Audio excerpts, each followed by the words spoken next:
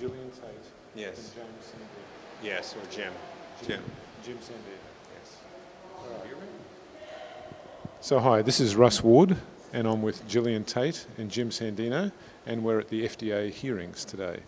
So, Jim and Jillian, can you give me your impression of the meeting so far?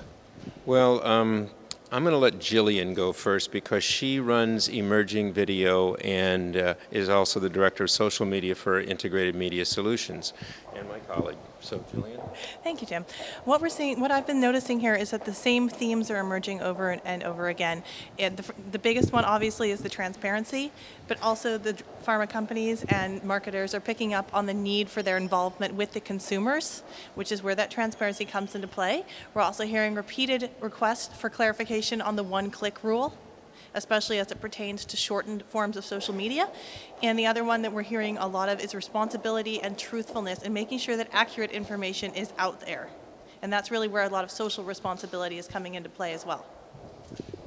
And from my perspective, what everyone is doing is focusing on just the social media piece, forgetting the fact that social media is right now at the tail end of the continuing, or the communication continuum, which starts with upfront mass market TV, which in my opinion is done more like packaged goods than it should be. Very good. And do you think that there's fair representation across the industry segments, including the general public here at the meeting? I think there's a fair representation. I think that there aren't enough of the pharma clients who are the ones who are actually charged with and responsible for advertising and marketing their products, and that's what consumers are looking for. They're looking for a solution to a problem. That means a product, and yet they're not. I don't think there are enough of them here. I would actually say that this has been very, very focused on D2C, and as you mentioned, the general public, the only real representation I've seen for the general non-professional, non-marketing public actually was when WeGo Health brought in that survey that they did with their health advocates, and even that's not necessarily the general public. Jim mentioned, he refers to them as the A students. They're the real participants.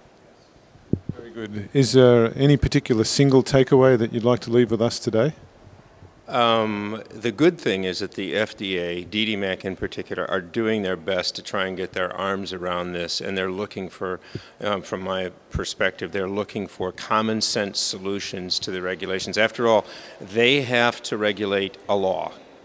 That is their charge, and it is a law that's written in the books. Until that's changed, they have to figure out what's the best way to monitor and regulate that legislature.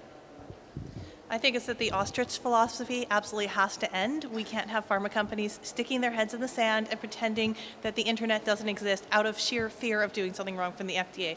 I've heard the phrase nature abhors a vacuum used twice in two separate presentations today because a failure to participate by the pharma companies sets it up for the less legitimate and less truthful voices to come in and take over.